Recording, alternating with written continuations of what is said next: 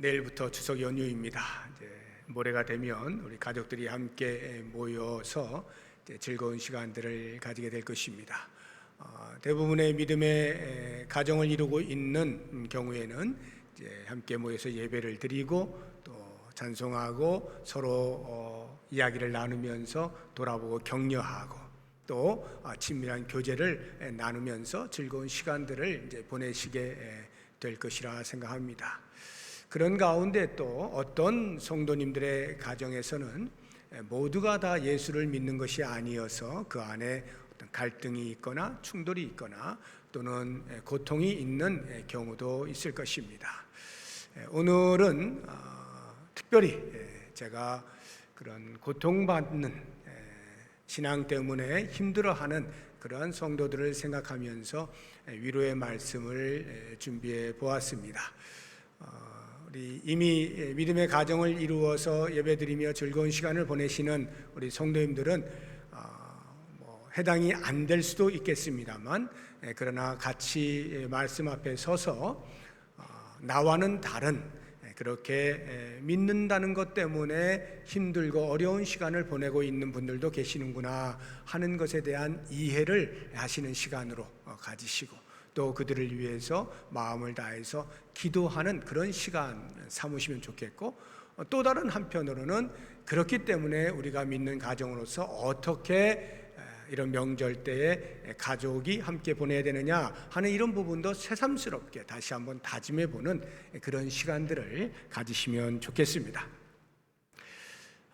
믿는다는 것 때문에 고난을 겪고 있는 성도님들에게 어떤 말씀으로 위로할까 묵상하는 중에 요한계시록이 떠올랐습니다. 요한계시록은 아시는 것처럼 사도 요한이 말년에 예수님께로부터 받은 환상을 기록한 책입니다. 그 당시에 이제 로마의 박해가 굉장히 심했어요. 도미티안 황제가 치리하고 있던 때인데 성도들이 박해로 인해서 많이 힘들어했습니다. 그리고 또 안으로는 거짓 선지자들의 이런 거짓 교훈들로 인해서 또 어려움을 겪고 있는 그러한 교회 상황 속에서 주님께서 사도 요한을 통하여서 환상을 보여주심으로 그들의 믿음을 돈독히 하고 타협하거나 굴복하지 아니하고 잘 지켜나갈 수 있도록 위로하는 목적을 가지고 이 환상을 보여주시고 그들에게 이 환상을 알려주어라 이렇게 말씀하신 것입니다. 특별히 그 요한계시록이 전체 이제 22장으로 구성이 되어 있는데 그 가운데서도 재앙과 관련되어진 예언의 말씀, 환상의 말씀이 분량이 반이나 됩니다. 요한계시록 6장부터 16장까지 총 11장이죠. 그러니까 정확히 장수로는 반이 되는데요. 그 분량이 전부 재앙에 관련되어진 예언의 말씀입니다. 그래서 7가지 인재앙, 그리고 7가지 나팔재앙, 그리고 7가지 대접재앙 이렇게 이제 나오는데요. 오늘 이제 제가 여러분과 함께 생각해 보려고 하는 것은 이 인재앙 가운데 5번째 인재앙에 관련되어진 말씀으로 위로의 말씀을 삼고자 합니다. 이 인재앙은요, 하나님께서 오른손에 두루마리를 들고 있습니다. 하나님의 말씀이죠. 말씀을 들고 있는데 그 말씀이 인봉이 되어 있어요. 그래서 예수님께서, 어린 양이신 예수님께서 그 인을 하나씩 하나씩 떼 나가시는 겁니다. 그게 이제 인재앙인데, 왜 재앙이라고 하느냐 하면 인을 하나씩 뗄 때마다 말탄 자들이 등장을 합니다. 그리고는 재앙을 선포하는 거예요. 그것이 첫 번째 인에서부터 네 번째 인을 떼기까지 계속 반복이 됩니다. 이러한 재앙이 왜 성도들에게 위로가 되느냐? 핍박을 받고 있잖아요. 박해 중에 있는 성도들이 이 땅에 재앙이 임함으로, 즉 박해하는 자들에게 하나님께 심판하시는 것으로서 위로를 받게 되어지는 것입니다. 그러니까 재앙이 크면 클수록 성도들은 더 많은 위로를 얻게 되는 것이죠. 그래서 첫 번째 인에서부터 네 번째 인까지 계속 재앙이 등장을 하면서 성도들이 그와 같은 예언의 말씀, 환상의 말씀을 들었을 때 많은 위로가 되었을 거예요. 이제 곧 이러한 일이 일어나는구나, 이 땅에 재앙이 임박하는구나, 그러면 우리가 진정으로 완전한 구원에 이르겠구나, 이러한 이제 소망을 가지면서 믿음 생활을 버텨나갈 수가 있는 것이죠. 그런데 우리가 오늘 보게 되어지는 이 다섯 번째 인은 앞서 보고 있는 네 번째 인까지의 내용과는 완전히 다른 내용이 등장을 합니다. 앞서 네 번째는 다 재앙과 관련되어진 것인데, 이 다섯 번째 인은 이렇게 나와 있습니다. 9절을 보십시오. 다섯째 인을 떼실 때에 내가 보니 하나님의 말씀과 그들이 가진 증거로 말미암아 죽임을 당한 영혼들이 해서 예수 믿는 것 때문에 죽임을 당했다, 즉 순교했다 이 말이죠. 순교자들이, 이 말이에요. 순교자들이 제단 아래에 있습니다. 하늘에 제단이 있는데 그 제단 아래 순교당한 사람들이 모여 있는 거예요. 여기 제단이라고 하면은 번제단을 생각하시면 돼요. 구약 시대에 하나님께 제사를 드릴 때 제물을 올려놓는 제단. 근데 그 제물을 올려놓을 때 보시면요, 특히 속죄 죄를 드릴 때 속죄 제물은요, 이제 각을 뜨고 다 이렇게 이제 번제단 위에 제물을 올려놓습니다. 그리고는 이제 피를 빼잖아요. 그 뺀 피를 손가락으로 찍어서 뭐 향단에도 하고 번제단의 뿔에도 바르고, 그리고 남은 모든 피를 어떻게 하느냐, 레위기 4장 7절 한번 보겠습니다. 제사장은 또 그 피를 여호와 앞 곧 회막 안 향단 뿔들에 바르고 그 송아지의 피 전부를 회막 문 앞, 번제단을 말하는 거예요, 번제단 밑에 쏟을 것입니다. 번제단 밑에 그 피를 다 쏟게 돼 있어요. 그런데 그 제단 밑에 순교자들이 지금 모여 있다 이 말이에요. 무슨 뜻이겠어요? 하나님께서 예수 믿는다는 것 때문에 죽임을 당해서 흘린 피, 순교자들의 그 피를 마치 희생 제물을 하나님이 받으시듯이 받으신다, 이러한 상징적 표현을 하고 있는 것이죠. 그런데 중요한 것은 그 순교자들이 제단 밑에서 뭘 하고 있느냐 하는 것인데요. 10절을 보십시오. 큰 소리로 불러 이르되 거룩하고 참되신 대주제여 하나님, 이렇게 부르는 거예요. 땅에 거하는 자들을 심판하여, 박해하는 자들 말하는 겁니다. 심판하여 우리 피를 갚아주지 아니하시기를 어느 때까지 하시려 하나이까? 언제 갚아주실 것입니까? 이렇게 묻는 거예요. 언제 신원하여 주실 것입니까? 언제 우리를 박해하는 자를 심판하여 주실 것입니까? 이 질문이거든요. 그런데 이 질문이 그냥 때를 몰라서 묻는 질문이 아니에요. 하나님, 오늘 심판하실 거예요? 아니면 내일 하실 겁니까? 1년 후에 하실 건가요? 언제 하실 거예요? 좀 알려주세요. 궁금합니다. 이런 질문의 내용이 아닙니다. 탄식을 하는 거예요. 탄식을, 탄원을 하는 거예요. 하나님, 지금 우리가 이렇게 힘들게 박해를 받고 있는데, 그래서 계속 죽어가고 있는데 왜 하나님 그 박해하는 자들 심판 안 하십니까? 왜 심판을 유보하십니까? 왜 심판을 지연하고 계십니까? 당장 심판하여서 하나님의 정의를 구현해 주세요. 이렇게 탄식하고 탄원을 하고 있는 모습인 것입니다. 그러니까 이 다섯째 인의 환상은요, 이 땅에 재앙이 내려서 그것을 보면서 성도들이 위로를 받고 있는 그런 모습이 아니고요, 계속해서 고난을 받고 있는 거예요. 그 고난의 환상을 보여주고 있는, 그러니까 재앙이 아닌 성도의 고난을 보여주는 것을 통해서 성도가 위로를 받기에는 좀 어렵지 않아요? 제가 그런 어떤 박해 가운데 있는데 이 말씀을 보게 되면 위로가 될까요? 아마도 모르긴 몰라도 같이 탄식하지 않을까요? 맞아요, 맞아요, 하나님 언제 해주실 거예요? 지금 힘들어요, 너무 힘들어요. 빨리 좀 물리쳐 주세요. 심판해 주세요. 같이 탄식을 할 것만 같은 거예요.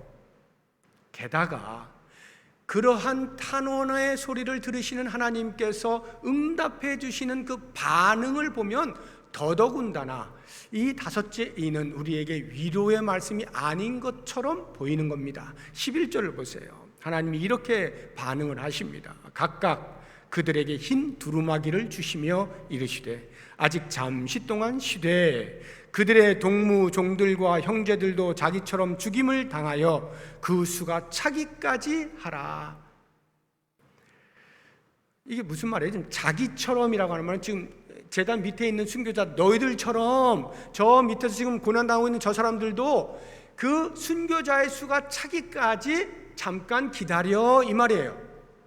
보채지 마 이런 뜻입니다. 그러니까 이런 말씀을 듣게 되어지면 전혀 위로가 되지 않을 것만 같은 거예요. 그 수가 차기까지, 순교자의 수가 차기까지 이 말이거든요. 그러니까 아직도 더 죽어야 할 사람이 있으니 너희들 그때까지 좀 기다려라. 자, 이 말씀을 들을 때 과연 어떻게 들리겠어요?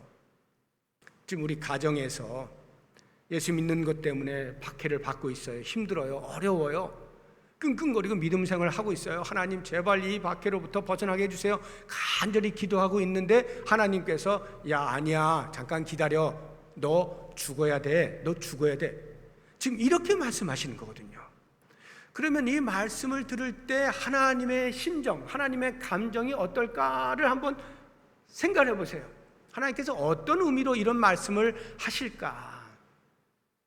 너희들이 아무리 고난을 당해도 나는 내 계획이 있는 거야. 그러니까 나는 그냥 내 계획을 밀어붙일 거야. 이렇게 말씀을 하시는 것인지, 아니면 어떤 대의 명분론을 걸고 야, 대를 위해서 소가 희생해야 되지. 나라를 위해서 군인 몇 명이 죽는 거 죽을 수 있는 거지. 대를 위해서는 소가 희생되는 거야. 하나님 나라 구원받을 백성들을 위해서 너희들이 조금 죽는다 해서 뭐가 그렇게 울고불고 할 일이냐. 소가 희생됨으로 대가 살지 않느냐. 이렇게 말씀을 하시는 것인지, 아니면 내 생각은 너희 생각과 다르다. 너희들 어린아이처럼 너무 이렇게 보채듯이 그러지 말아라 하고 하나님이 마치 우리의 탄식을 무시하시는 그러한 뉘앙스로 반응하시는 것인지 매우 궁금해지는 거예요. 근데 지금까지 제가 말씀드린 그러한 쪽으로 우리가 받아들여지게 되면 위로받을 것이 전혀 없는 거죠. 오히려 더 가슴만 답답해지는 거죠. 야, 하나님께서 우리의 이 고통, 이 아픔을 전혀 모르시는구나. 순교를 당한다는 것이 말이 쉽지, 그 괴로움, 고통, 고난 이런 것들 당해보지 않은 사람은 모를 텐데 하나님이 그걸 모르시고 이렇게 말씀하시나? 너무 섭섭하다. 아니, 섭섭하고 서운한 것을 넘어서서 어쩌면 서러운 마음이 들런지도 모르겠어요. 야, 정말 서럽다. 내가 하나님께로부터 이런 취급받으려고 지금까지 이런 믿음 생활을 했나? 하는 생각이 들 만큼 조금은 냉정해 보이는 하나님의 반응이다 하는 거죠. 여기서 과연 어떤 위로를 얻을 수 있을 것이냐. 저는 오늘 여러분과 함께 이 하나님의 반응하심 11절의 이 말씀 속에서 그 뒤에 숨겨져 있는 하나님의 그 마음, 이런 것들을 같이 살펴보면서 어떻게 이것이 우리에게 위로가 되는지 묵상을 하고 그렇게 위로를 받아보려고 해요. 우리가 고난받는다는 것, 정말 말이 쉽지 당해보지 않은 사람은 잘 모르죠. 너무 힘든 거예요. 그렇지만 받는 그 당시에는 매우 힘들고 어렵고 그냥 하루하루를 겨우겨우 버텨나가는 것처럼 보이긴 합니다만 그 고난의 시간들을 그렇게 해서 쭉 통과하고 나면 자기도 모르는 사이에 성숙해져 있는 자신을 발견하게 돼요. 그러니까 고난은 나의 성숙의 걸음이라는 것을 알게 되는 것입니다. 이 사실을 알게 될 때 큰 위로가 되는 거예요. 아, 하나님이 나를 더 성숙하게 만드시려고 고난을 주셨구나 하는 거예요.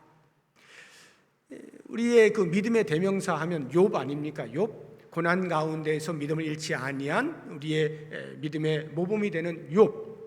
그래서 욥이 너무나 믿음이 좋으니까 하루아침에 모든 것이 다 없어져 버린 그 상황 가운데서도 내가 사방을 둘러봐도 캄캄하고 아무런 구원의 손길이 없어 보이지만 그래도 하나님은 여전히 이 고난을 통해서 나에게 뭔가를 해주실 거야.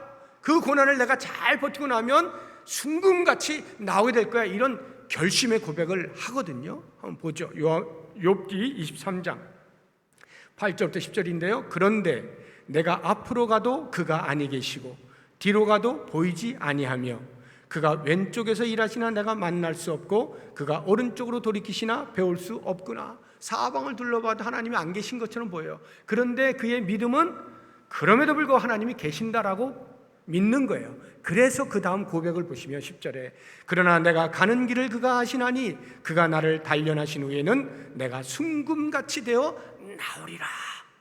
확신을 가지고 믿음을 가지고 고난을 견디어내는 거예요. 얼마나 훌륭합니까? 이러한 훌륭한 믿음을 가진 욥이 그래서 고난의 시간들을 겪습니다. 쭉 겪고 나서 다 겪고 나니 과연 어떠한 결과의 고백을 하는지 욥기서 42장 5절 한번 보겠습니다. 내가 주께 대하여 귀로 듣기만 하였사오나 이제는 눈으로 주를 배움나이다. 욥에게 믿음은 있었어요. 분명히 하나님께서 나를 성숙한 인간으로 만드시기 위해서 고난을 주셨을 거야. 확신을 하고 고난의 길을 걷습니다. 다 걷고 나서 돌아보니 그러한 확신 가운데 믿음의 사람인 욥조차도 전에는 나의 신앙이 귀로 듣는 신앙이었는데 지금 그 고난을 다 겪고 나니까 이제는 눈으로 배움는 신앙이 되었구나. 그 훌륭한 신앙조차도 고난 후에 더 훌륭한 믿음의 자리에 오게 되었음을 고백하고 있는 거예요. 우리의 고난은요, 결코 헛되이 우리를 힘들게 하는 그 자체의 목적으로 주어지지 않습니다. 고난을 잘 겪고 나면 그 이후에 이렇게 성숙으로 나올 수 있게 되는 거예요. 그래서 나비 애벌레를 보시게 되면 그 애벌레가 이제 고치를 뚫고 나와야만 이제 날갯짓을 하고 나비가 되어서 훨훨 창공을 날아가는 거 아니겠어요? 그런데 그 고치를 뚫고 나오는 그것이 고통의 시간인 거예요. 그래서 우리 인간이 볼 때, 야, 이거 나비가 되는데 너무 힘들구나 해서 인위적으로 고치를 뜯어가지고 나비를 나오게 하잖아요. 그러면 나오는 순간 나비는 죽습니다. 날지를 못해요. 고통의 시간이 지나가면서 그 날개에 힘이 생기고 그것을 자기의 힘으로 날갯짓을 할 수가 있는 것인데 그게 불쌍하다고 해서 꺼내주면요 바로 죽어버려요. 하나님께서 우리에게 고난이라고 하는 것을 주실 때에는 이렇게 고난 이후에 더 단단해지는 성숙으로 나아갈 것을 목적하여서 주신다라고 생각하면 혹시 가정에서 예수 믿는다는 것 때문에 외로움과 아픔과 어려움을 겪고 있는 이런 상황들 그저 눈물만 흘릴 것이 아니라 그래 하나님께서 반드시 이것을 통해 나를 더 성숙하게 하실 거야 이렇게 믿음으로 위로를 받으시면 좋다는 거죠. 제가 몇 차례 말씀을 드렸지만 저는 불신 가정에서 신앙생활을 했습니다. 우리 부모님이 신앙생활 하시지 않는 중에 우리 형제들만 먼저 신앙생활을 했는데요. 제 학창시절 중학교 때부터 고등학교 때까지 최소 6년 대학 생활도 좀 있었습니다만 최소 6년은 정말 그 박해가 참 표현하기 힘들 만큼 심한 박해가 있었어요. 부모님으로부터 아버님과 저희 작은 아버님 두 분 형제분으로부터 아주 심한 박해가 있었는데 그때를 제가 이렇게 돌아보면 지금 이렇게 돌아보면 지금까지 나의 모든 믿음의 근간이 그때 다 형성이 되었다는 것을 고백하지 않을 수가 없어요. 정말 그 고난 가운데에서 나도 모르게 나는 고통 가운데 힘들게 이렇게 지내왔지만 그것이 내 전생의 믿음의 근간이 되었다는 것을 보게 되는 거예요. 언젠가 제가 말씀을 드린 것 같은데 제가 중3 때 어른 예배의 대표 기도를 한 사람이에요. 그게 뭐냐면 성도들이 다 아는 거예요. 얼마나 그 고통 가운데서 믿음이 영그러지는 것을 어른들이 보는 거예요. 그러면서 야 이거는 어른들도 함께 같이 은혜를 나눠야 되겠다. 대표 기도를 시키는 거예요. 그 정도로 믿음이 자기도 모르는 사이에 성숙해져 가는 겁니다. 고난은 고난으로 끝나지 않아요. 성숙을 향해 가는 길이다 라고 생각을 하시면 크게 위로가 되실 줄 믿습니다. 고난이 왜 우리에게 위로냐? 나를 힘들게 하는 사람이 있잖아요. 그 가정에서 예수 믿는다는 것 때문에 내 남편이 나를 힘들게 하고, 내 아내가 나를 힘들게 하고, 내 부모가 내 자녀가 힘들게 할 때 그 힘들게 하는 그 박해자가 내가 고난받고 있는 그 시간에 회개할 수 있는 기회를 갖게 된다는 것입니다. 이게 얼마나 중요하냐 하면, 저도 이제 그 박해를 받는 동안에 제가 학교에서 이제 끝나고 집에 오면은 집을 먼저 가지 않고 교회부터 먼저 갑니다. 그래서 책가방을 놓고 1시간이든 2시간이든 기도를 해요. 그럼 기도하면 내내 눈물이 나는 거죠. 그 눈물 나는 것이 물론 내가 힘들고 어려워서, 박해가 너무 힘드니까 그래서 눈물 나는 것도 없지는 않습니다. 그러나 95% 이상은요, 흐르는 눈물의 이유가 그 당시에 그 어린 나이에 내 어머니, 아버지, 내 부모님이 천국까지 못한다는 것, 그게 너무나 가슴이 시리는 거예요. 나는 예수를 믿어서 천국을 가는데 부모님은 그걸 모르니까 박해를 하시는 거예요. 그것이 너무나 안타까운 거예요. 너무나 불쌍한 거예요. 그 영혼이. 그러니까 흐르는 눈물을 주체할 수가 없어요. 내 가족 가운데 나를 박해할 때 하나님 제발 저 박해 좀 끝나게 해주세요 라고 한다 해서, 그렇게 기도한다 해서, 그래서 저 사람 그냥 지옥 가게 해주세요, 저는 천국 가니까 좋아요, 괜찮아요, 빨리 박해 끝나게 해주세요, 이렇게 하는 사람이 있습니까? 아무도 없어요. 왜? 내 가족이기 때문에. 내 가족이 지옥 가는 거 그냥 방치하고, 아니 떠밀고 이런 사람 아무도 없습니다. 어떻게 해서든지 구원받기를 간절히 소망하는 게 인지상정이죠. 그런데 내가 고난받고 있는 그 시간이, 나를 박해하는 그 사람에게는 하나님께서 기회를 부여하시는 시간이다, 회개하여 구원 얻을 수 있는 기회의 시간이다 라고 하는 것이 얼마나 큰 위로가 되냐 이 말이에요. 그렇구나, 나는 고난을 받고 있지만 그 박해하는 나의 가족이 주님 앞에 돌아올 수도 있겠구나, 말로 표현할 수 없는 큰 위로가 되는 것이죠. 고난이 왜 우리에게 위로가 되느냐? 그리스도의 사랑, 나를 향한 그리스도의 사랑에 자발적으로 내가 항복하게 되어지기 때문에 그것이 큰 위로가 돼요. 무슨 말이냐면, 제가 고난받는 일로 인해서 신음한다고 생각을 해보세요. 끙끙거려요. 주님 제발 이 박해 좀 없애주세요, 없애주세요, 이렇게 기도하는데 역지사지를 하면, 내가 예수님을 알지 못하였을 때, 망나니 짓을 할 때, 불안당으로 있을 때 예수님께서 고난을 당하셨잖아요. 십자가의 고난을 당하셨잖아요. 그리고는 끝까지 참아주셨기 때문에 내가 회개하고 예수님을 믿게 되었잖아요. 그것뿐만이 아니라 내가 직접적으로 누군가를 박해하지는 않았다 할지라도 나도 모르는 사이에 내가 예수 믿기 이전에 예수 믿는 사람들을 힘들게 했을 수가 있겠죠. 그러면 그 예수 믿는 사람이 나를 보고 하나님 제발 저 사람 좀 어떻게 해주세요, 빨리 좀 어떻게 좀 해주세요, 너무 힘듭니다, 이렇게 만약에 기도를 했다라고 할 때 예수님께서 들으시고, 아 그러냐, 너 너무 힘들구나, 지금 알았어, 내가 조치를 취할게 하고 만약 저를 어떻게 했다면 어떻게 됐겠어요? 제가 구원받지 못하는 건 말할 것도 없고요, 형편없는 인생으로 그냥 살아갈 거 아니겠어요? 그런데 주님께서 뭐라 그러셔요? 그 박해받는 사람에게 쟤 좀 어떻게 좀 해주세요 할 때, 야 조금만 참어, 조금만 참어, 얘 구원받아야 돼.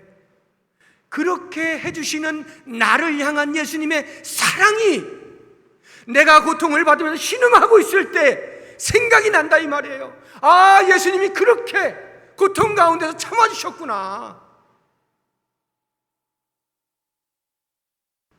나를 향한 주님의 사랑이 얼마나 큰지를 깨닫게 되면서 나는 신앙생활하는 데 있어서 전혀 새로운 세계를 경험하게 되는 거예요. 그냥 예수 믿고 살아가는 이 삶하고요, 주님이 나를 사랑하시는 그 사랑의 크기를 경험하면서 깨달으면서 느끼면서 신앙생활하는 것은 천지 차이죠.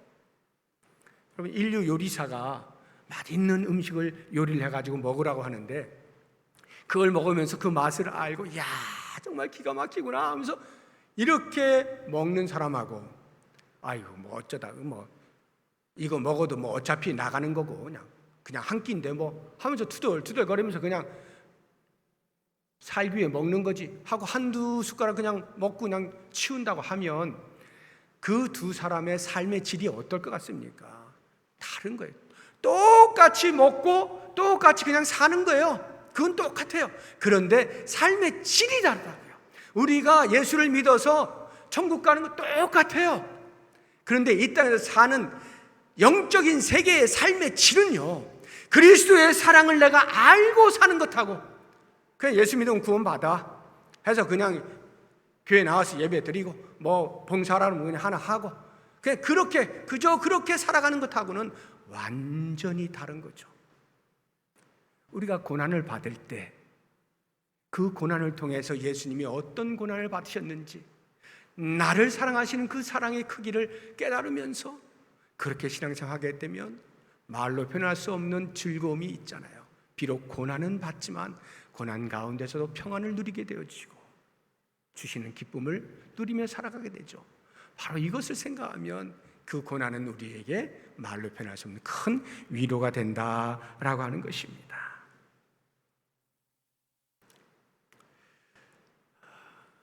그래서 이제 하나님께서 이 11절에서 반응하셨던 그 심정을 우리가 이제 추적을 해보면, 하나님은 야 너희들 모르면 가만히 있어, 내 계획은 이런 거야, 이렇게 말씀하시고 있는 것이 아니라, 그 고난 가운데서 힘들어서 막 주님 제발 이 박해를 어떻게 좀 해주세요, 또는 저 박해 받고 있는 사람들 빨리 어떻게 박해자들을 심판해가지고 좀 구원해 주세요, 이렇게 기도하고 탄원을 할 때 하나님께서 하시는 말씀이 이런 거예요.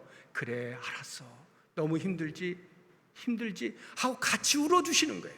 같이 울어주시면서 그렇지만 얘야 조금만 참아줘, 조금만 참아줘, 지금 저쪽에 구원받을 백성이 있거든, 구원받을 백성이 있어, 네가 조금만 참아주면 그 사람도 구원을 받을 수 있겠구나, 많이 아프지 힘들지, 우시면서 우리에게 간곡히 부탁하시는 거예요.